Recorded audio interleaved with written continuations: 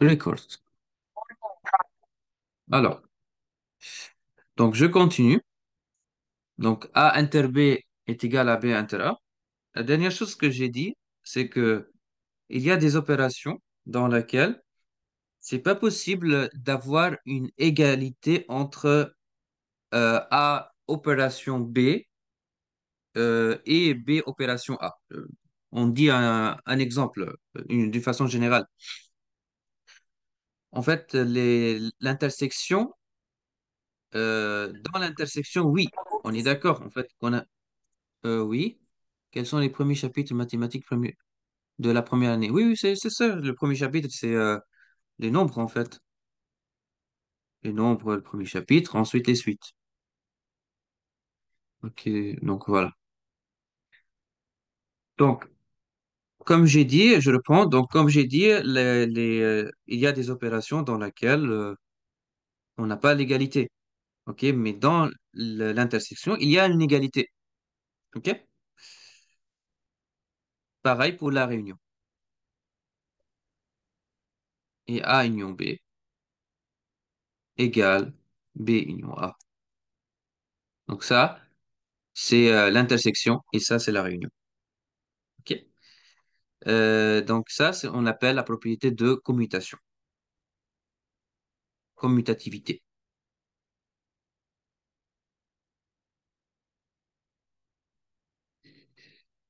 Il y a un chapitre en fait en algèbre qui s'appelle la loi de composition interne. La loi de composition interne, c'est lorsque vous étudiez en fait une opération entre deux binômes, un binôme, c'est-à-dire entre deux éléments, dans laquelle il y a un ensemble de propriétés. Et vous allez voir en fait la propriété de commutation, la commutation, dans ce qu'on appelle le groupe commutatif. Et ça, c'est après en premier algèbre, en algèbre numéro un. Après, il y a l'opération d'associativité. Il y a la commutativité, il y a l'associativité. Donc, associativité aussi. Associativité. Ça veut dire quoi? Ça veut dire que A inter B inter C égale A inter B et le tout inter C. Et pareil pour la réunion. OK?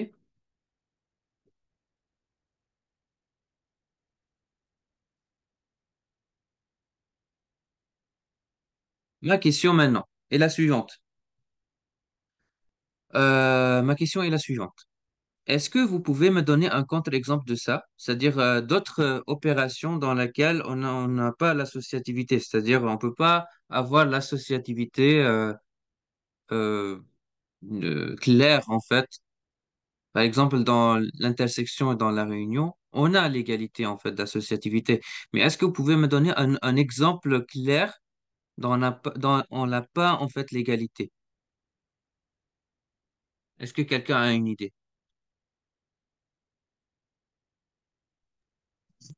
A interfacteur A union A interfacteur A B union C. Comment à interfacteur? Quoi? Tu peux redire s'il te plaît? A,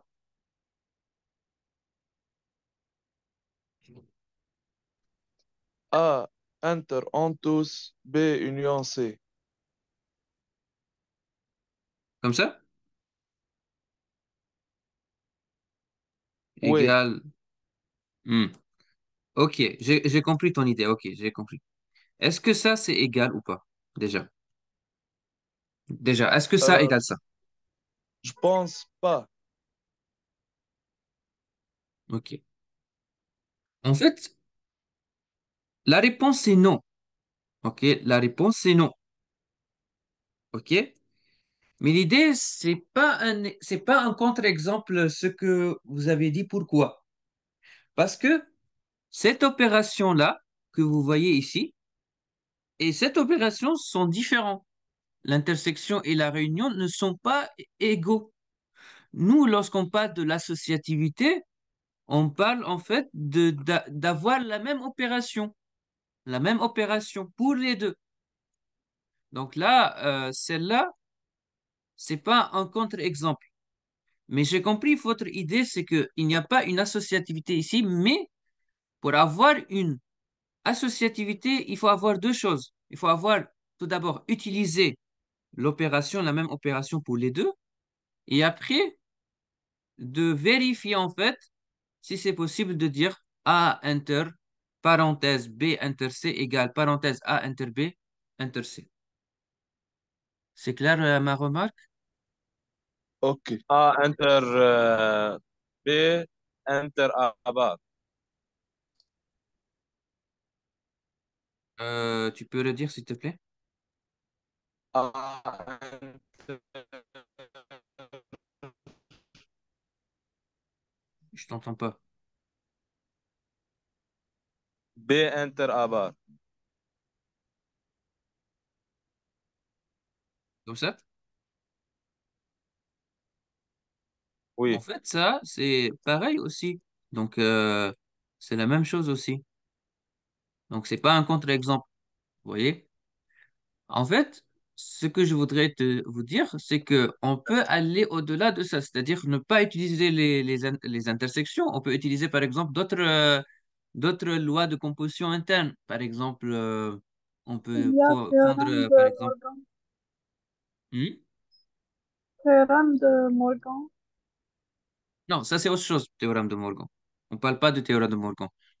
En fait, nous, on parle d'un contre-exemple de l'associativité ou bien de la commutativité. Mais l'idée, c'est que déjà, est-ce qu'on a d'autres exemples en fait? C'est pas la peine en fait de vous utiliser en fait l'intersection, les ensembles, tout ça. On peut pas prendre par exemple x étoile y. Ça veut dire pas étoile, ça veut dire pas multiplication. Par exemple, égal x divisé par x plus y. Ça veut dire une loi de composition interne. Vous voyez, donc c'est une opération. Déjà la question, est-ce que si je calcule en fait y étoile x, est-ce que c'est la même que x étoile y déjà? La réponse est non. Vous voyez, regardez, en fait, si je calcule y étoile x, c'est y plus divisé par y plus x, donc est égal à y divisé par x plus y. Et du coup, si x est différent de y, alors c'est pas égaux. Donc ça veut dire que x étoile y, c'est pas x, y étoile x. Donc c'est pas une commutativité. Vous voyez l'idée, ce que je voudrais te dire, c'est que là, Oui, on oui. parle d'une règle juste appliquée pour quelques lois de composition interne. C'est pas pour tout l'ensemble, en fait. C'est que pas chaque loi de composition interne, ça veut dire commutativité, non. Mais dans ce cas-là, dans le cas où on a l'ensemble, les lois de l'intersection et la réunion, ces deux lois de composition interne, ils sont associativité, ils ont la propriété d'associativité et la propriété de commutativité. Est-ce que c'est clair, ma remarque? Oui. Ok.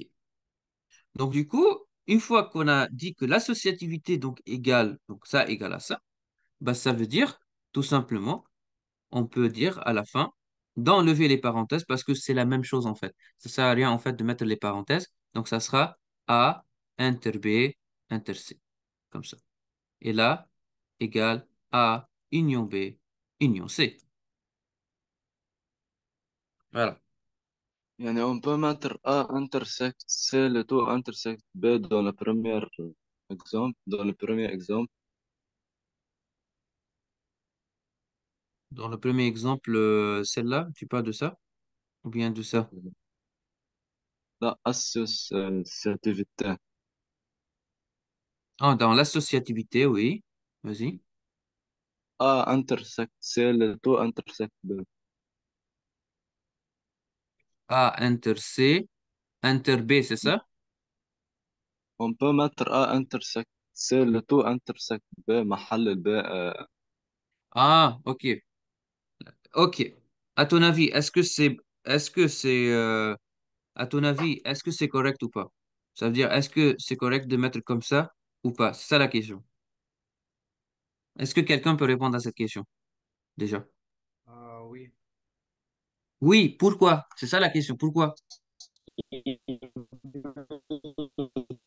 Je t'entends pas. Oui. Hein? Je t'entends pas du tout. Oui, car B inter C, c'est la même C inter B. Parce que déjà, il y a la propriété de commutativité. N'oubliez pas ça. La commutativité permet de déplacer, en fait, de déplacer les éléments. Ça veut dire de commuter les éléments. Tu peux mettre le C en deuxième position, le B en troisième position, le A en troisième position, le B en première position. C'est ça la commutativité. Il s'appelle commute. Donc tu peux commuter en fait les positions. Donc là, ce qu'on appelle la commutativité. Tu peux déplacer en fait les positions en fait. Et l'associativité, c'est de déplacer les parenthèses. Tu peux associer deux trucs en commun. Et la commutativité, c'est de changer en fait d'un élément à un autre.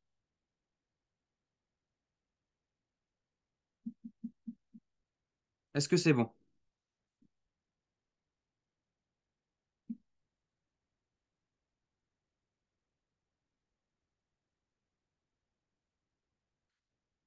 Ok, bah pour moi, c'est bon.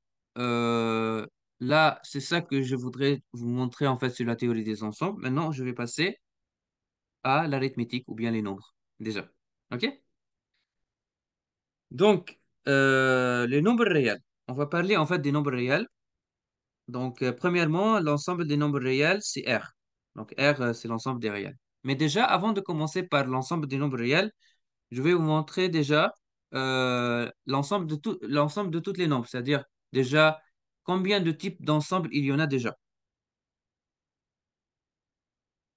Euh, Déjà, on a pardon,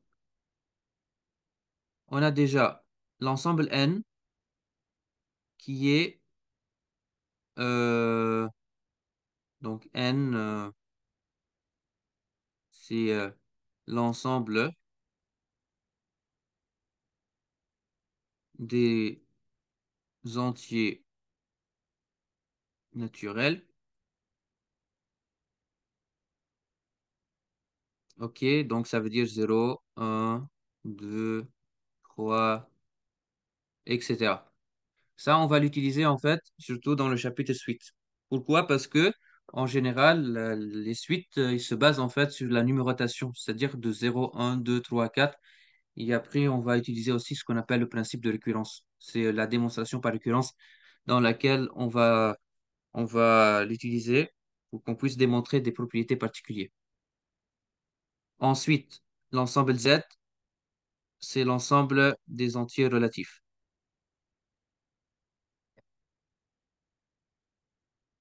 Entiers relatifs.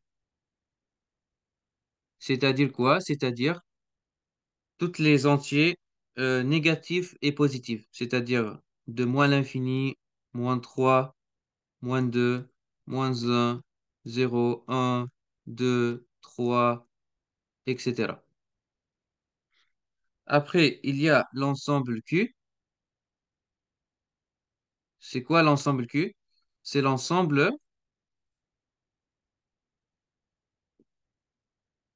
des nombres rationnels. Que veut dire un nombre rationnel? Est-ce que quelqu'un a une idée? J'aimerais en fait vous entendre pour voir en fait si vous C'est avez une idée, c'est quoi un nombre rationnel déjà?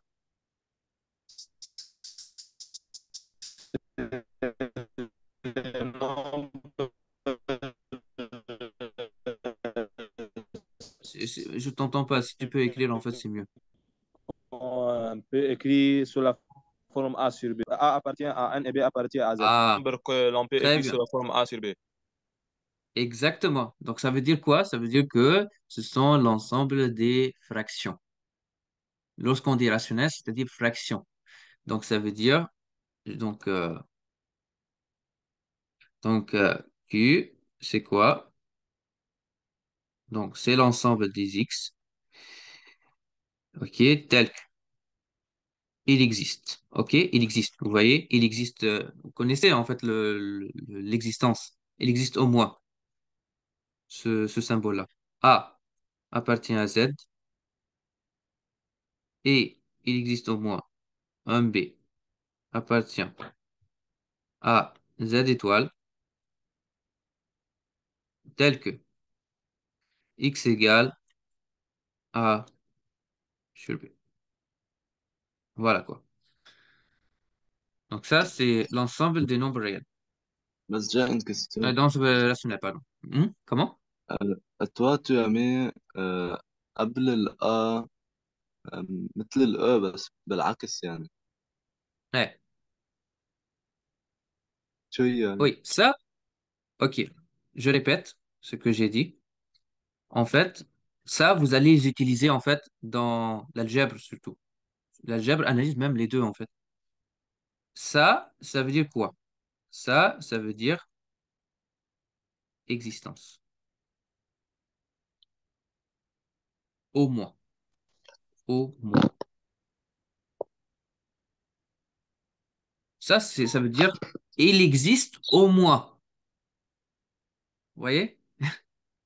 Il existe au moins un A appartenant à l'ensemble des nombres relatifs et il existe aussi au moins un B qui appartient à l'ensemble des nombres relatifs exclus de 0, tel que X est égal à sur B. C'est ça ce qu'on appelle l'existence au moins. Par contre, il existe aussi un autre symbole qui s'appelle il existe un seul élément unique. Il existe un seul élément unique. Et là, ce qu'on appelle ce symbole-là, et ce symbole-là, ça veut dire qu'il existe un élément unique.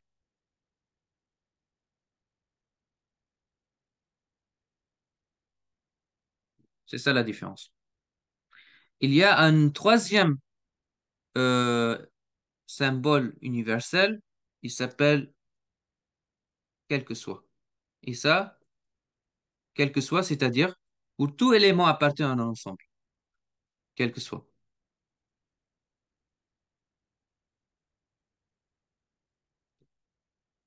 Voilà.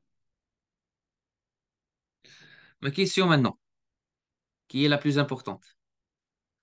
Pourquoi j'ai dit il existe au moins et pas j'ai dit il existe un seul élément unique? Vous pouvez répondre par message si vous avez des problèmes de connexion. Donc, je réécris ma question. Pourquoi j'ai dit existence au moins, pas existence unique? Pourquoi c'est correct de dire existence au moins et pas existence unique? car elle est valide pour tout X appartient à Z.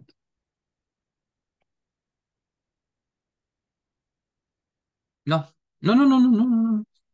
Non, non, non, en fait, لأنه pourquoi? Parce que, لأنه parce que je vous donne إذا un كان exemple. موجود بس الإكس n'appartient pas à l'ensemble. Oui, il y a plusieurs en fait représentations. Je vous donne un exemple. En fait, si x est égal à 3 sur 5, par exemple, on ne peut pas dire que c'est 6 sur 10. On ne peut pas dire c'est 9 sur 15. Ben voilà. Ça, c'est A et B. Ça, c'est A et B. Ça, c'est A et B. Donc, il existe au moins. Voilà. C'est pour ça que j'ai dit il existe au moins. Pas il existe un seul élément unique. Mais la fraction irréductible, il existe un unique élément. C'est ça la différence.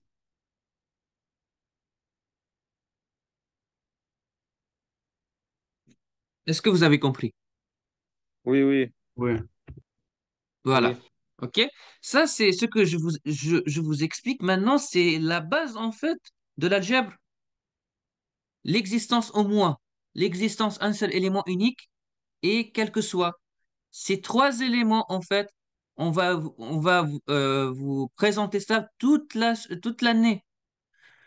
Donc, dans l'algèbre 1, dans l'algèbre 2, analyse 1, analyse 2, toutes les matières en mathématiques, vous utilisez en fait ces trois éléments, ces trois notations, symboles universels en fait qui décrit les propriétés mathématiques universelles. C'est bon? Je peux passer au nombre réel maintenant. Donc, là, on a Oui, l'ensemble des entiers naturels. Là, on a parlé des entiers relatifs. Là, on a parlé de l'ensemble des nombres rationnels ou bien des fractions. Et là, on va parler maintenant des nombres réels. Donc, l'ensemble des nombres réels, c'est l'ensemble des nombres rationnels et irrationnels. C'est-à-dire, il existe des nombres irrationnels comme racine de 2, l'ensemble pi, pardon, le nombre pi, le nombre e, etc. Ce sont des nombres irrationnels, c'est-à-dire on ne peut pas écrire ces nombres-là par des fractions. Donc ça, c'est l'ensemble des nombres rationnels et irrationnels.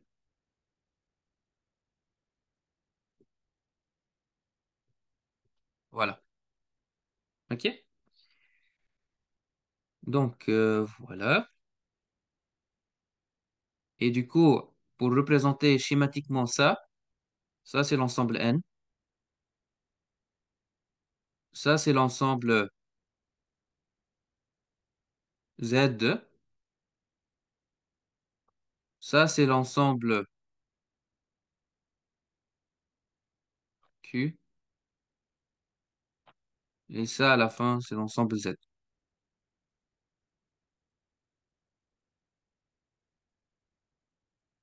L'ensemble R, pardon. Ma question, est-ce qu'il y a un autre ensemble qui est plus général dans lequel, qui est plus général Ensemble que C. l'ensemble R? Complexe. Hein? C'est ensemble complexe, d'accord. Exactement, l'ensemble des nombres complexes. Vous allez bien étudier en fait l'ensemble des nombres complexes. Donc ça, c'est l'ensemble des nombres complexes. Hop, l'ensemble des nombres complexes. C. Voilà. Voilà. Donc ça, c'est en gros, ce sont l'ensemble des nombres. Donc c'est ça qu'il faut connaître déjà. OK. Ensuite, est-ce que vous avez des questions? Oui, oui, l'ensemble des nombres. Oui, voilà. OK. Dans l'ensemble des nombres réels, il y a plusieurs en fait opérations. Il y a deux opérations notamment. Il y a l'addition, il y a la multiplication. C'est très simple en fait. Ce sont les opérations. En fait, l'addition et la multiplication, ce sont quoi? On l'appelle comment? Des lois de composition interne. Ça, c'est un chapitre en fait, c'est le deuxième chapitre en algèbre 1. Donc, loi de composition interne, c'est, ce sont les opérations dans lesquelles on étudie les opérations entre un binôme, entre deux éléments, entre X et Y, par exemple. OK? Et il y a une infinité, en fait, de possibilités de lois de composition interne. Et l'addition et la soustraction, la multiplication, ce sont que des cas particuliers, en fait. Donc, en fait, le but de l'algèbre, c'est de généraliser, en fait, notre notion de la compréhension des mathématiques. En fait, ce qu'on fait déjà, en général, lorsqu'on étudie, en fait, l'algèbre, l'analyse, la probabilité, etc., on essaie de généraliser, en fait, notre compréhension des choses. Je vous donne un exemple que veut dire ça. Vous connaissez déjà la théorie en fait de la gravité. Déjà, ils connaissent déjà, selon Euclide, que la gravité, elle était par exemple, ce qui est en terre, il va sur terre, ce qui est dans l'eau, il va sur l'eau, et ce qui est dans l'air, il va sur l'air, et ce qui est dans le feu, il va à côté du soleil. Est-ce que ça, c'est en fait, c'est une notion débile pour vous? C'est comment, en fait, c'est n'importe quoi, c'est quoi ça? N'est-ce pas? Mais cette théorie, elle était valable pour 1000 ans.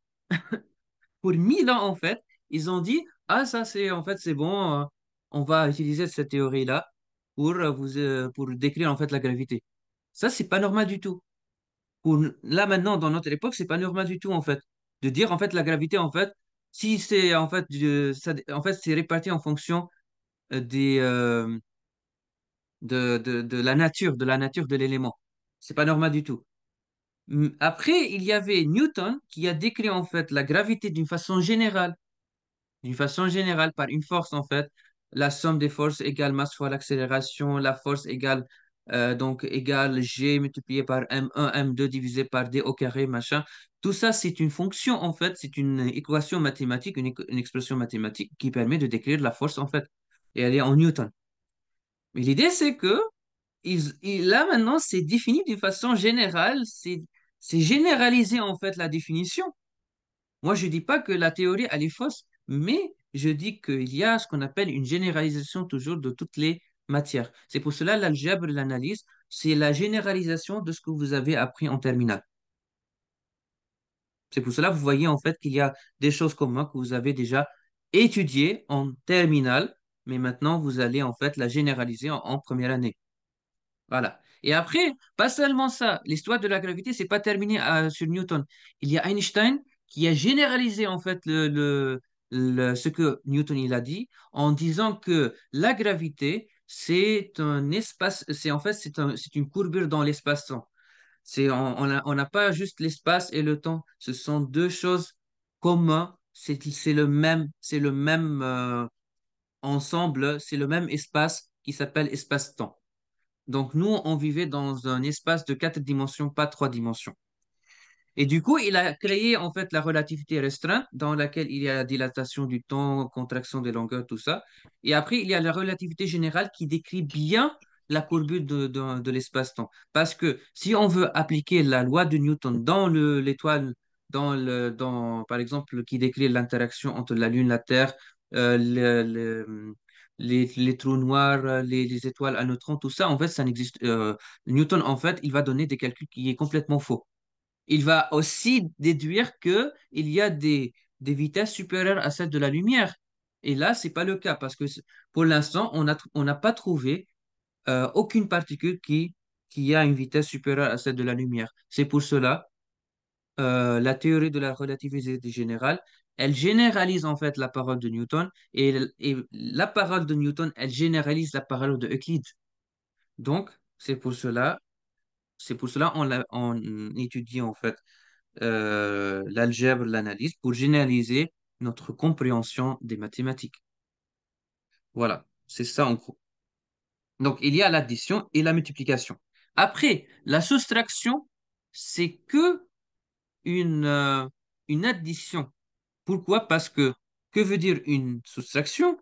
Une soustraction, c'est aussi une loi de composition interne, comme l'addition, comme la multiplication. Mais la différence, c'est que, par définition, la soustraction, c'est une addition, mais d'un nombre X avec le symétrie de Y par rapport à la loi de composition interne qui est l'addition.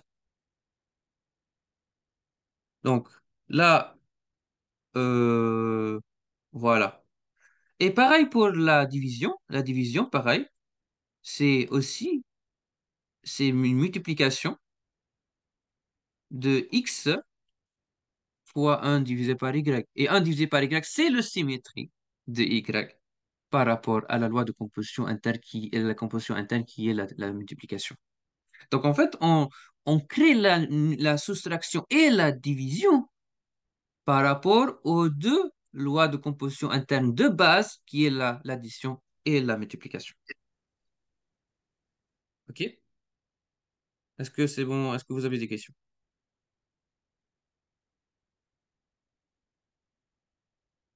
Voilà. Après, comme ingénieur, parce que toujours, lorsqu'on parle, en fait, pourquoi on utilise ça? Toujours, il faut poser la question, pourquoi on utilise ça?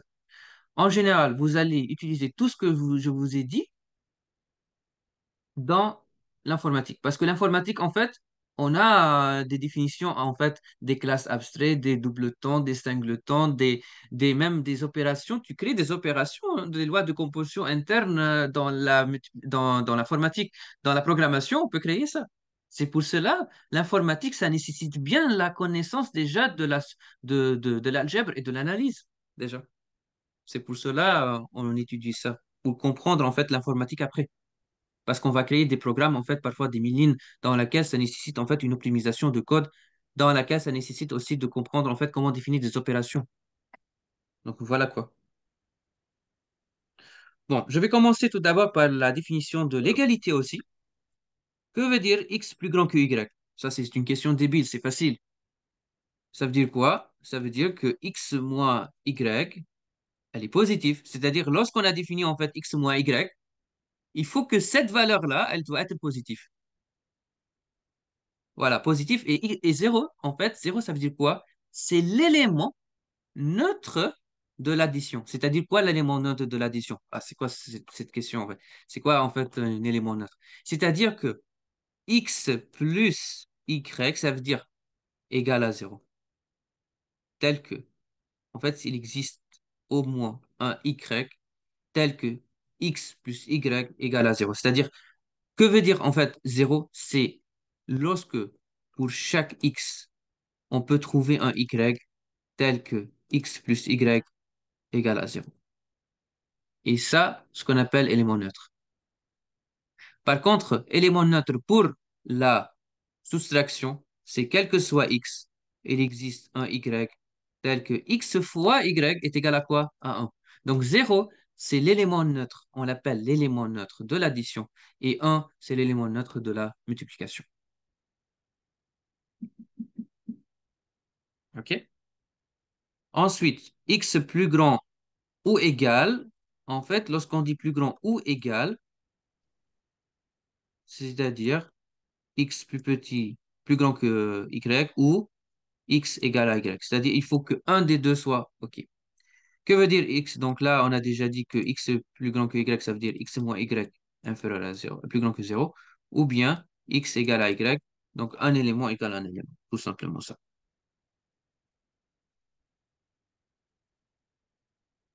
Après, donc là, je vais passer rapidement parce que vous connaissez ça. Donc, x, voilà, ça veut dire que y est inférieur à x. Donc, ça, c'est en fait l'opération inverse. Donc, ça on l'appelle une relation d'ordre. Ça, c'est après, je vais vous expliquer c'est quoi la relation d'ordre parce que ça, c'est en algèbre, en fait. La relation d'ordre, c'est une formule générale, en fait, de le plus petit ou égal, plus petit ou bien plus grand. Donc, il n'y a pas juste une relation d'ordre, juste plus petit, plus grand. Peut-être, vous pouvez créer, en fait, de relations d'ordre qui vérifient la même chose, en fait. Donc, c'est pour cela on généralise en fait notre compréhension des choses. Pareil, x inférieur à y, c'est équivalent à dire x, donc, ah oui, c'est déjà, on a déjà dit, donc voilà, plus grand ou égal à x, y plus grand ou égal à x. Et que veut dire x différent de y? C'est-à-dire, c'est not, en fait, ça veut dire la valeur opposée, en fait, ça veut dire la proposition qui est opposée, en fait, à x égale à y. Voilà, c'est x égale y, mais sa valeur est différente. Parce que ça, c'est une proposition, donc ça veut dire que moi, je peux inverser en fait la valeur de vérité de sa fonction-là. Donc ça sera not de x égale y.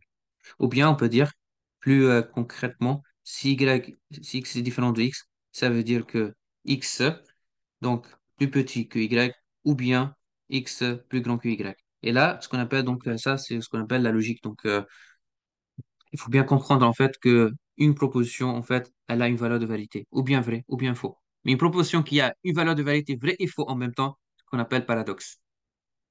Mais chaque proposition, elle peut être vraie ou bien fausse. Voilà. OK. Après, je vais commencer donc par les axiomes. Donc, premièrement, x plus y égale y plus x. Est-ce que vous connaissez, vous rappelez en fait comment s'appelle en fait cette propriété? La commutativité. Commutativité. Commutativité, très bien. Commutativité. Ça, c'est commutativité par rapport à quelle loi? L'addition. L'addition. L'addition, très bien. Juste une petite remarque très importante.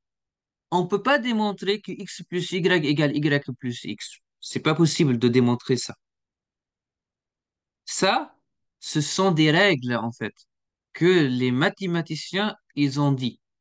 Donc, ils ont créé l'objet qui s'appelle l'ensemble réel, dans lequel je peux dire x plus y égale y plus x. On ne peut pas démontrer ça. Ça, c'est comme des postulats. Que veut dire postulat?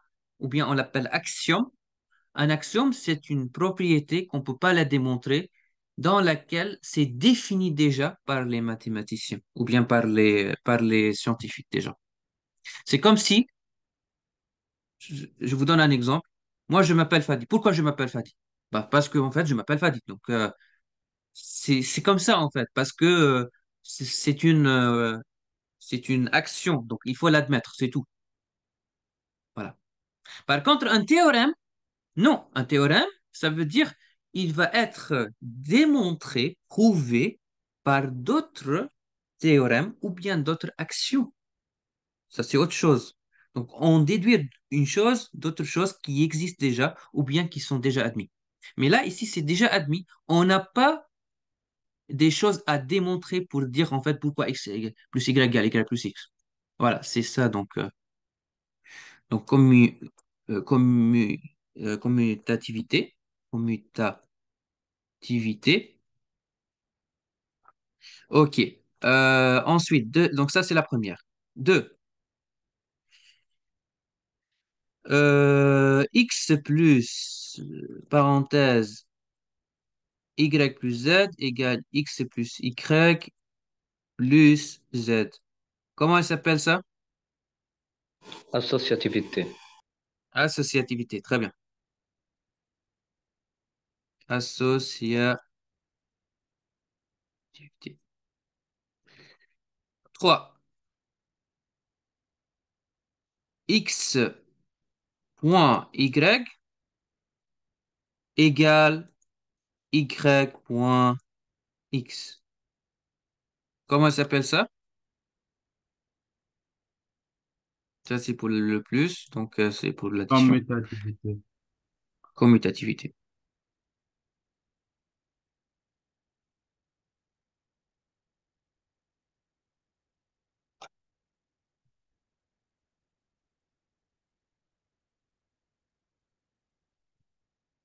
Ok. Ensuite,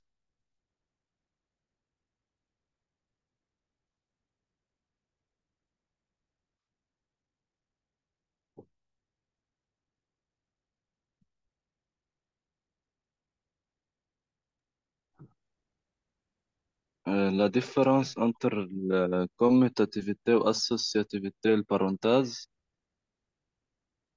euh, non, c'est pas le but, parenthèse ou bien pas. Non, non, non, non, non. En fait, lorsqu'on dit associativité, ça veut dire que je peux associer deux éléments. Ça veut dire, moi, je peux exécuter le plus deux éléments entre eux, et puis l'additionner avec le premier élément,